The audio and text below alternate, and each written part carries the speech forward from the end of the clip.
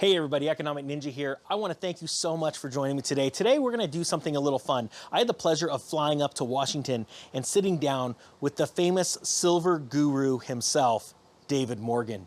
And we talked about a lot of things, and I was able to break this up into a few fun interviews. And one of the topics, which was really interesting, I don't think anyone's ever talked about, is how the silver guru got his name. And I think it's going to be a pretty fun one because he even talks about an email situation he had a long time ago. So without further ado, let's get this started. I got to meet David a year ago over the phone, over the internet. But today is the first time we've met in person, and we're going to be talking about silver, the markets, all kinds of good stuff. David, you've been in silver for a little while, right? I have indeed. As you know, I've often said I was introduced to silver, getting a silver quarter for an allowance, and then it changed to the Johnson Slug, and that wasn't a moment in my history where I said I'm going to be the silver guru. But I did notice it was odd that no one seemed to really notice the change in the monetary system, really. Yeah. I wish, it's sad because I didn't notice anything about silver until 2010, and I'm just kicking myself for all the times I made money in real estate in the early 2000s, and I could have just simply bought silver and crushed it. Yeah. So, it's funny.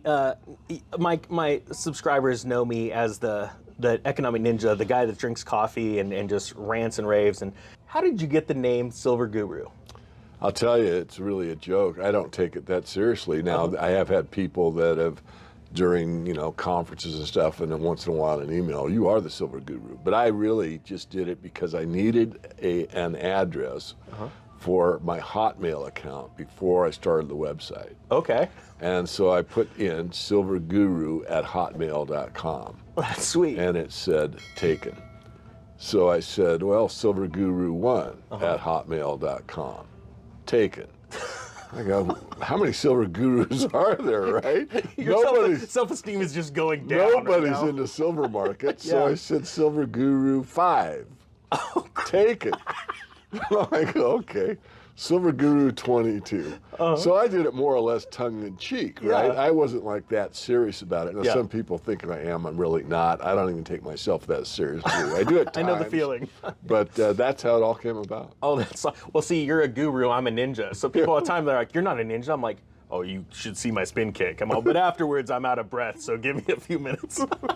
People take stuff so serious. Oh, I know. Oh, that's a great story. So, when was that, do you think, that you actually... I did that like in 1999. Holy And cow. I put my research page up on Netscape myself. Oh, wow. My next door neighbor worked with Cyan, which was the huge gaming thing back in 99, 2000. So he moved up here in 99, yeah. So he helped me get the domain name silver-investor.com. Okay. And then gave me the basics on Netscape, and I just built basically a web page. Wow. And it was all for research of my own volition. Yeah. And then, because I've been in the silver since, not 11 years old, but, thought about it. Once I discovered how the banking system worked, and I learned about what was called the honest money movement back in the day, or the hard money movement, I was locked in. Yeah. So I put up a web page, and a guy called me and said, what do you do? And I said, I write a newsletter, because this is my passion. This is what I've always wanted to do, how to make my living. Yeah. And I said, how much is it? And I go, well, I've been in business about 14 milliseconds. What do I do? Yeah.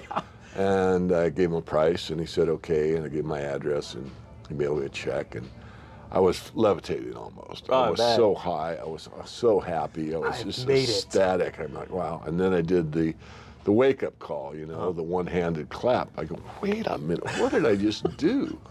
I told this one guy I would write everything I know about silver for a year. Yeah, I already finished. For $60? That does not sound like early retirement, right? $60 the entire year. Yeah. So what happened? So my original thought, and this just came to me, I haven't thought about this in years. Well, cool. My original thought was it would be an ounce of silver a month. Okay. And in those days, it was $5. Wow. So I thought, and if you plot it out, if I got an ounce of silver per month, I mean, that newsletter could have been $50 a month, which it is now. Yeah. Right, at one time. Yeah. But anyway, so you brought back a little history. So after a month, I had like 4 people. And, you know, I mean, literally made 6,000 for the first year. Wow. But it built up from there, and I started to get a reputation, and then I started getting asked to conferences, and then the main thing, which I haven't put on film, was a shout out to Jim Popava from Financial Sense NewsHour. Okay. And I actually did an interview with, I can't think of his name right now, but they have a great dealership, metal dealership. And I did an interview and I asked their webmaster, I was kind of getting ideas on the webpage from, do you know of anyone else that might want to hear the silver story? And he said, Jim Popava might want to. So I called up and gave him the spiel. I think I wrote an email and didn't hear much for a little while, and he called me back. And he said, I would like to hear it. So I gave him my first interview, and he's digs deep. Yeah. He actually, he goes, well, where can I verify this? You know, just I don't know. This is crazy. But I said, go to the CPM group right on Wall Street at that time, and they're a couple streets over, I believe now. But so he FedExed the CPM study to himself like overnight, 'cause he doesn't mess around. He read it like that weekend. And the next time we spoke, which was like a week later, well, this is better than you said. Wow. And I said, well, I'm conservative, you know, you don't overhype anything. Yeah. And so we started a weekly interview series about the economy, macro picture, which I love talking about, and then how the precious metals fit into that picture, and why silver was a better value than gold at that time. So that basically started my career, because he had really high net worth listeners. Yeah. He is a money manager. Very bright, and very open too. He does a lot of interviews with bestseller financial books on the New York Times bestseller list. So usually he has enough clout to get those people to come on his show, and he interviews them about their book, whether it's mutual funds, stocks, options, real estate, you name it. He covers the gamut. All right, everybody. Thank you so much for watching this. I hope you got something fun out of this. It's really fun being able to talk to people, especially, even though people are into precious metals, economics, taxes, things like that, it's really neat to be able to get a lot of the backstory of how they started, how they became who they are today. And I absolutely loved David sharing that story with me about the email. It was an awesome time. We had lots of laughs over the weekend.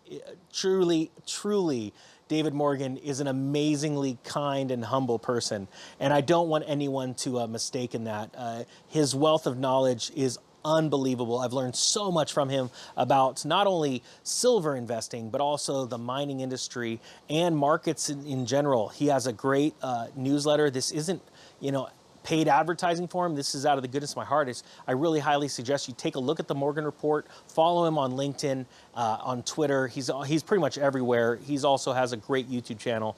Thank you so much, Mr. Morgan, for allowing me the opportunity to interview you. I can't wait to get the rest of the interviews out to you guys. Like I said, we're going to work on a few clips and get them out to you soon. So with that being said, thank you so much. The Economic Ninja is out.